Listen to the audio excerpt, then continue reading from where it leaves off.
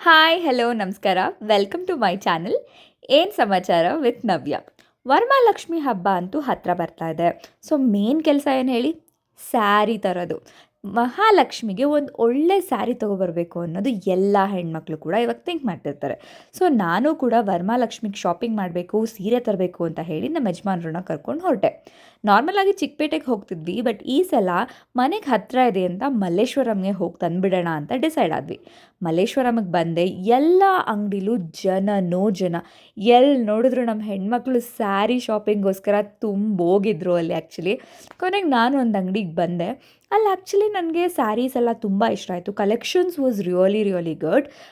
ಇಲ್ಲಿ ಎಲ್ಲ type of saris ಇತ್ತು. Like semi Kanchi, crepe silk ಆಗಿರಬಹುದು, ಟಿಶ್ಯೂ ಸ್ಯಾರೀಸ್ ಆಗಿರಬಹುದು, ಸೆಮಿ ಗದ್ವಾಲ್, ಹಾಗೆ ಸಿಲ್ಕ್ ಕಾಟನ್ ಸ್ಯಾರೀಸ್ಗಳು, ಇವೆಲ್ಲ ತುಂಬಾ ಇತ್ತು. ಈಗ ನಾವು ನೋಡ್ತಾ ಇರೋ ಸೀರೆಗಳು ಬಂದುಬಿಟ್ಟು ವಿತಿನ್ 3,000 to 4,000 ರೇಂಜ್, ಆ ರೇಂಜಲ್ಲಿ ತೋರಿಸ್ತಾ ಇರೋದವರು. ತೋರಿಸೋದು ಕೂಡ ಅಷ್ಟೇ ತುಂಬ ಚೆನ್ನಾಗಿ ತೋರಿಸಿದ್ರು. ಈ ಸ್ಯಾರಿ ನಂಗೆ ಇಷ್ಟ ಆಯಿತು. ಆ್ಯಕ್ಚುಲಿ ಕ್ಯಾಮ್ರಾದಲ್ಲಿ ಚೆನ್ನಾಗಿ ಕಾಣ್ತಿದೆ, ಬಟ್ ಅಲ್ಲಿ ಎದುರುಗಡೆ ನೋಡಿದಾಗ ನನಗೇನೋ ಓಕೆ ಅಂತ ಅನ್ನಿಸ್ತು. ಆಮೇಲೆ ಸೆಮಿ ಕ್ರೇಪ್ ಕೂಡ ತುಂಬಾ ಚೆನ್ನಾಗಿತ್ತು ಸ್ಯಾರೀಸು, ತುಂಬ ಕಲೆಕ್ಷನ್ಸ್ ಇತ್ತು.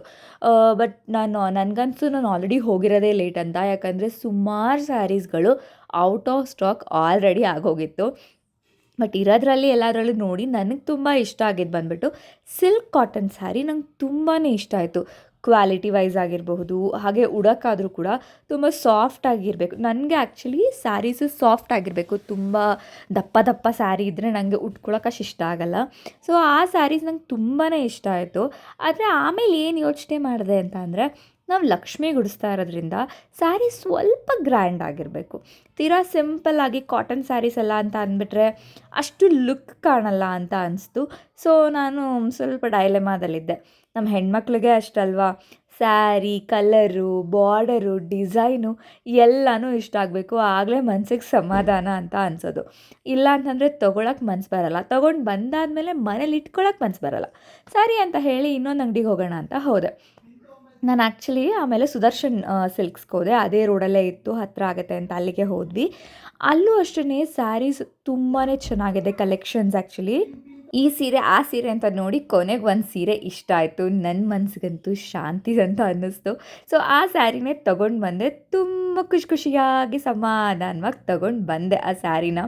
ಸೊ ಅದಾದಮೇಲೆ ಸ್ಯಾರಿ ತೊಗೊಂಡಿದ್ದು ಎಲ್ಲ ಮುಗೀತು. ಸೊ ಇನ್ನು ಮಲ್ಲೇಶ್ವರಂ ಹಾಗೆ ಒಂದು ರೌಂಡ್ ಹಾಕ್ಕೊಂಡು ಬಂದಿಲ್ಲ ಅಂದರೆ ಹೇಗೆ. ಅದಷ್ಟೆಲ್ಲ ಆಗೋಷ್ಟೊತ್ತಿಗೆ ಆಲ್ರೆಡಿ 3 ಗಂಟೆ ಆಗೋಗಿತ್ತು. ಹೊಟ್ಟೆ ಬೇರೆ ಹಸಿತಾಯಿತ್ತು. ನನ್ನ ಯಜಮಾನ್ರು ಯಾವಾಗಲೂ ಹೇಳೋರು, ಅಲ್ಲಿ ಅಯ್ಯರ್ ಮೆಸ್ ಅಂತ ಇದೆ ಮಲ್ಲೇಶ್ವರಮಲ್ಲಿ, ತುಂಬ ಚೆನ್ನಾಗಿದೆ. ಅವ್ರು ಕಾಲೇಜ್ ಡೇಸಲ್ಲಿ ಹೋಗ್ತಾಯಿದ್ರಂತೆ. ಸೊ ನಾನು ಓಕೆ ಒಂದು ಸಲ ನೋಡೋಣ ಹೇಗಿರುತ್ತೆ ಅಂತ ಅಂದ್ಬಿಟ್ಟು ಹೋದೆ. ಇದೆ ಫಸ್ಟ್ ಟೈಮ್ ಆ್ಯಕ್ಚುಲಿ ನಾನು ಅಯ್ಯರ್ ಮೆಸ್ಸಿಗೆ ಹೋಗಿದ್ದು. It was good and hygienic. ಇಲ್ಲಿ ಬಂದುಬಿಟ್ಟು ಊಟಕ್ಕೆ 100 ರೂಪೀಸ್ ತೊಗೋತಾರೆ ಪರ್ ಪರ್ಸನು. ಸೊ ಬಾಳೆ ಎಲೆ ಹಾಕಿ ಆರಾಮಾಗಿ ಅವರೇ ಎಲ್ಲ ಕ್ಲೀನಾಗಿ ಊಟ ಬಡಿಸ್ತಾರೆ. ನನಗೆ ಆ್ಯಂಬಿಯನ್ಸ್ ಕೂಡ ಇಷ್ಟ ಆಯಿತು. ಜಾಗ ಚಿಕ್ಕದಾಗಿದೆ, ಬಟ್ ಎಲ್ಲರೂ ತುಂಬ ಪ್ರೀತಿಯಿಂದ ಮಾತಾಡಿಸ್ತಾರೆ. ಹಾಗೆ ಊಟ ಕೂಡ ಅಷ್ಟೇ, ಏನೋ ನಮ್ಮ ಮನೆಯವರೇ ನಿಂತ್ಕೊಂಡು ಬಡಿಸ್ತಾ ಇದ್ದಾರೆ ಅನ್ನೋ ಥರ ಫೀಲ್ ಆಯಿತು ನನಗಂತೂ. Food was also really good. Chapati, chitranna, vada, ಹಾಗೆ ಚಪಾತಿಗೆ ಅವತ್ತು ಬಂದುಬಿಟ್ಟು ಬದನೆಕಾಯಿ ಗೊಜ್ಜೇನೋ ಮಾಡಿದರು. ತುಂಬ ಚೆನ್ನಾಗಿತ್ತು. ಎಸ್ಪೆಷಲಿ ನನಗೆ ಇಲ್ಲಿ ಇಷ್ಟ ಆಗಿದ್ದು ಬಂದುಬಿಟ್ಟು ಸಾಂಬಾರು, ಅನ್ನ ಸಾಂಬಾರು, ನುಗ್ಗೆಕಾಯಿ ಬೇಳೆ ಸಾಂಬಾರು ಮಾಡಿದರು ಅವತ್ತು. ಮೇ ಬಿ ದಿನ ಚೇಂಜ್ ಆಗುತ್ತೆ ಅಂತ ಅನ್ಕೋತೀನಿ.